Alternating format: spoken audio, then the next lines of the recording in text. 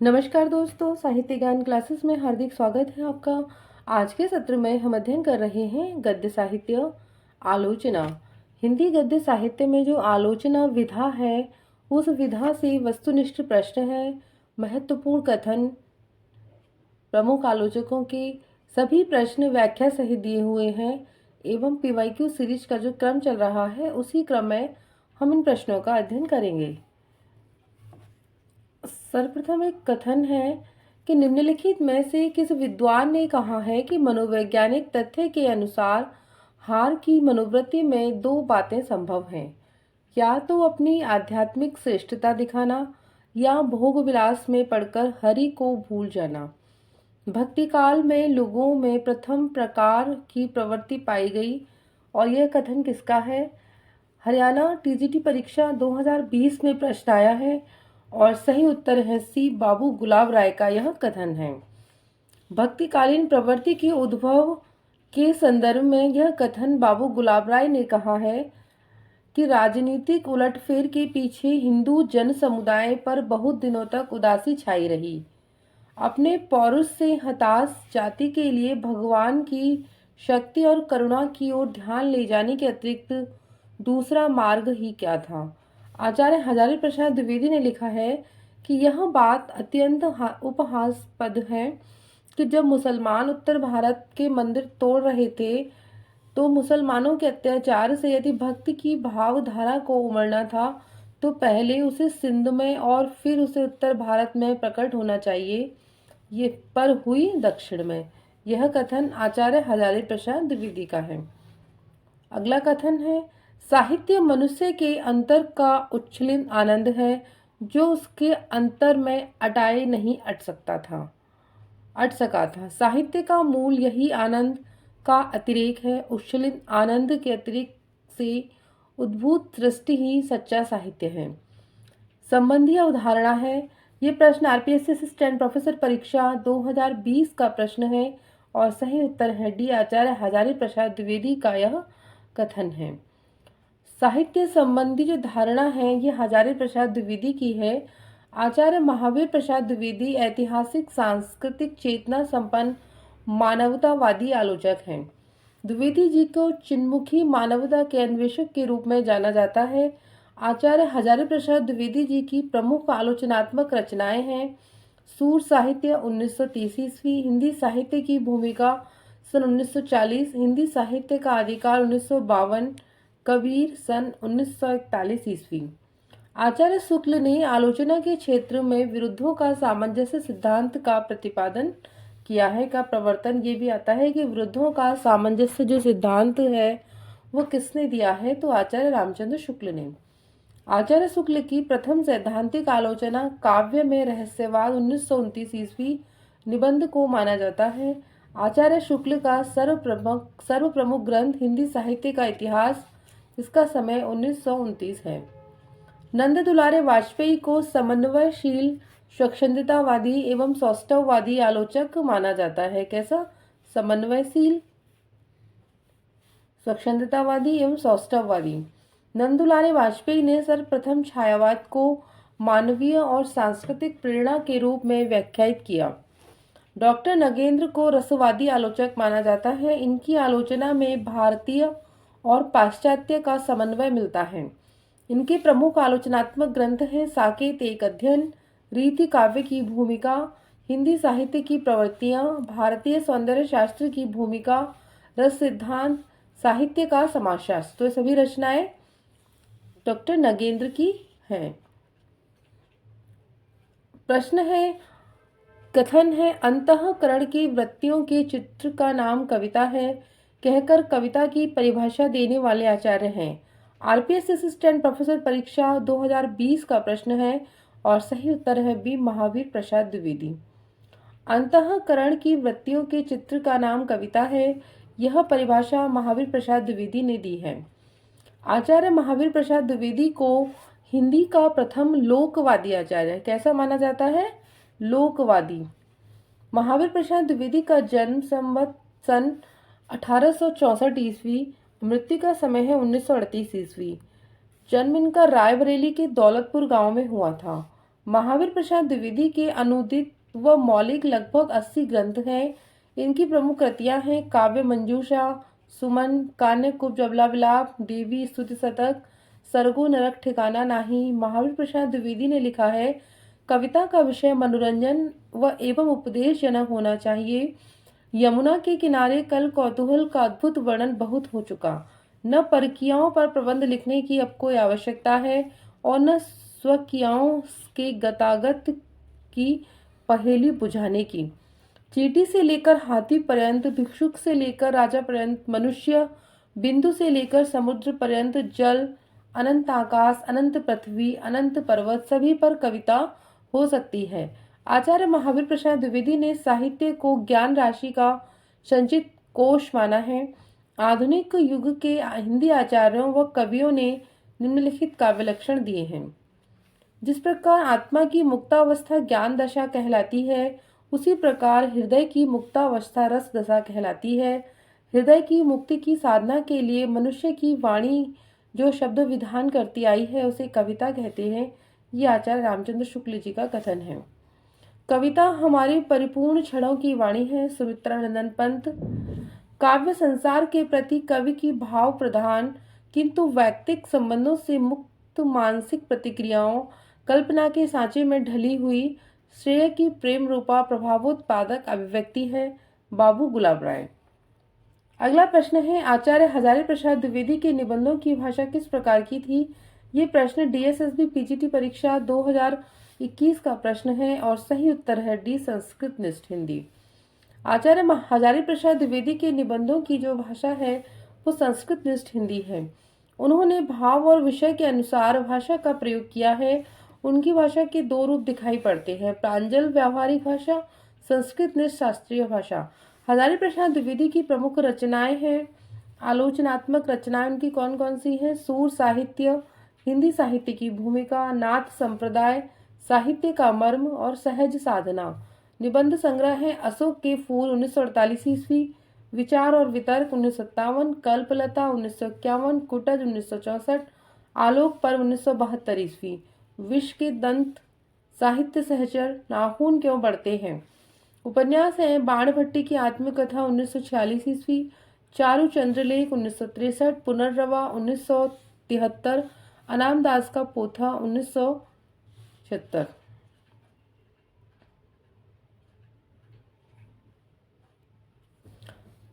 अगला प्रश्न है, शुद्ध कविता की खोज के रचनाकार कौन है? ये प्रश्न डीएसएसबी पीजीटी परीक्षा 2021 का प्रश्न है और सही उत्तर है डी, दिनकर। शुद्ध कविता की खोज रामधारी सिंह दिनकर की आलोचनात्मक कृति है। दिनकर की प्रमुख काव्य कृतियां हैं हुकार, कुरुक्षेत्र, धूप छा, धूप और धुआं, रश्मिरथी, उर्वशी, हारे के हरिनाम, परशुराम की प्रतीक्षा। अन्य आलोचनात्मक कृतियां हैं इनकी काव्य की भूमिका, पंत प्रसाद और मैथिली शरण।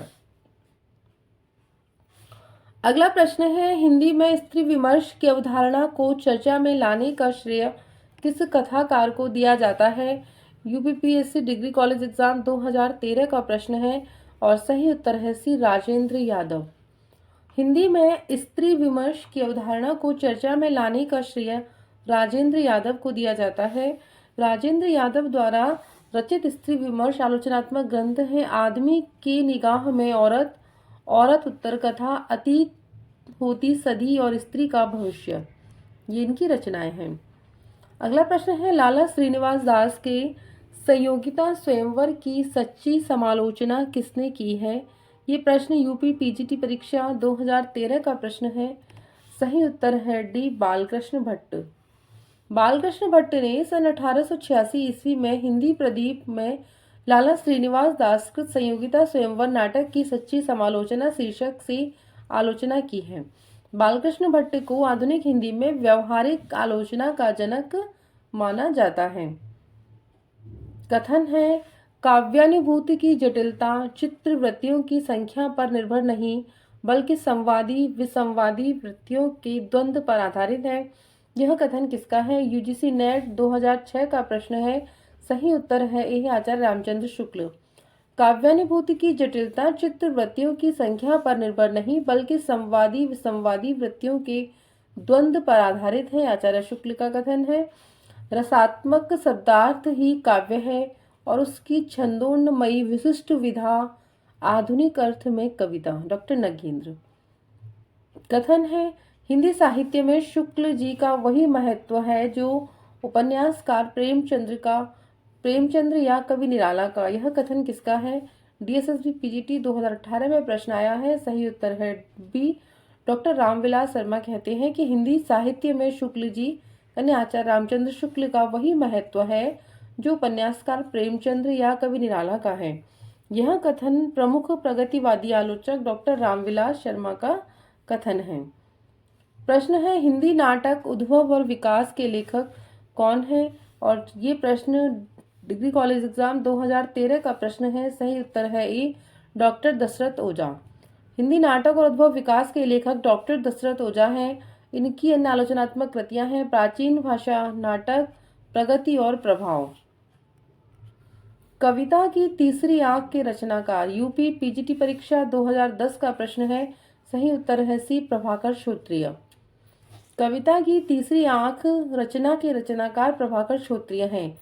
इनकी अन्य आलोचनात्मक कृतियां हैं काल यात्री है कविता, संवाद, रचना एक यातना है, अतीत के हंस, मैथिली शरण गुप्त, जयशंकर प्रसाद की प्रासंगिकता, शमशेर बहादुर सिंह, मैं चलूं कीर्ति सी आगे आगे, अनित्य, उसके हिस्से की धूप, चित्तकोबरा, अनित्य, उसके हिस्से की धूप, चित्तकोबरा, ये मृदुला गर्ग के उपन्यास हैं। अगला प्रश्न है, हिंदी आलोचना का इतिहास कौन से काल से माना जाता है? झारखंड टीजीटी परीक्षा 2017 का प्रश्न है और सही उत्तर है डी, आधुनिक काल। हिंदी आलोचना का इतिहास आधुनिक काल से माना जाता है। हिंदी आलोचना की शुरुआत 19वीं सदी के उत्तरार्ध में भारतेंदु युग से मानी जाती है।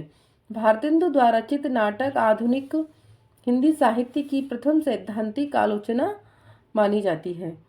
प्रश्न है, रस सिद्धांत निम्नलिखित में से किसकी रचना है? ये प्रश्न डीएसएसबी टीजीटी परीक्षा 2021, DSSB PGT 2018, MPS assistant professor परीक्षा 2017, KVS PGT 2017, Rajasthan college lecture भर्ती परीक्षा 2014 में प्रश्न आया है और सही उत्तर है डी, नगेंद्र।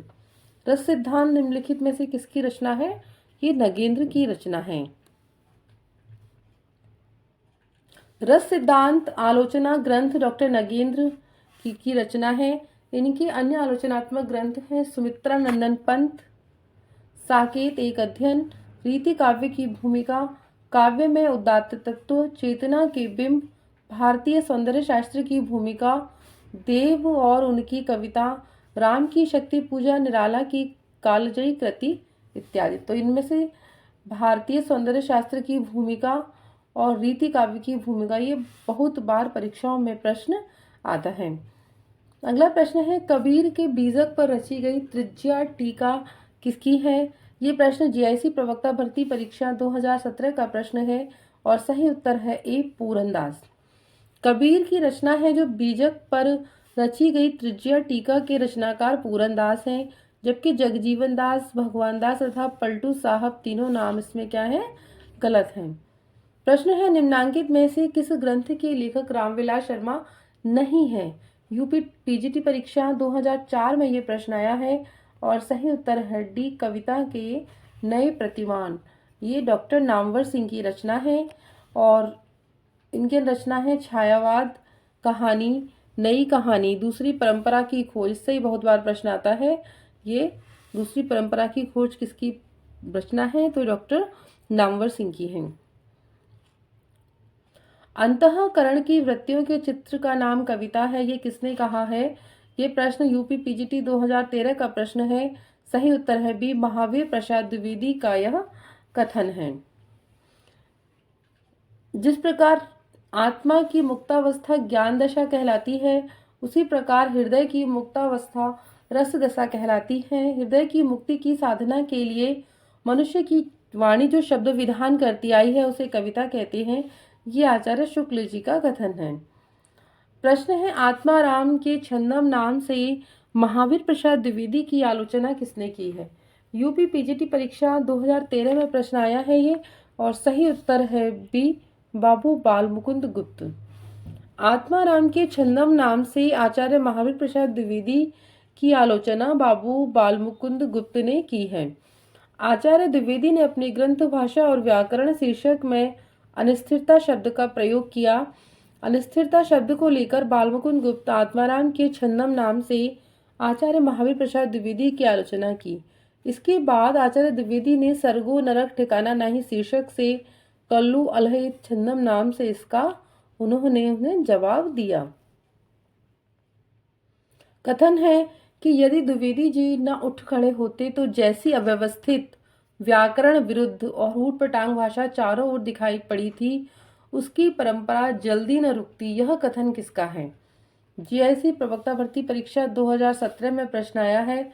जब सरस्वती पत्रिका निकली थी तो जो साहित्यकार थे जैसी मर्जी उस प्रकार की भाषा का प्रयोग कर रहे थे, पर द्विवेदी जी ने उसको व्यवस्थित क्रम में लाने का प्रयास किया है।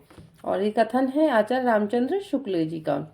यह द्विवेदी जी न उठ खड़े होते तो जैसी अव्यवस्थित व्याकरण विरुद्ध और उटपटांग भाषा चारों ओर दिखाई पड़ी थी उसकी परंपरा जल्दी न रुकती। आचार्य शुक्ल का यह कथन है।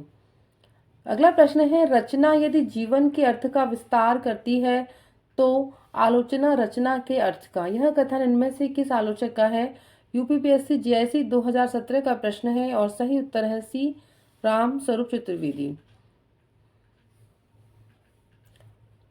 आचार्य शुक्ल ने लिखा है कि समालोचना का सूत्रपात हिंदी में एक प्रकार से भट्ट जी यानी बालकृष्ण भट्ट और चौधरी साहब ने ही किया है।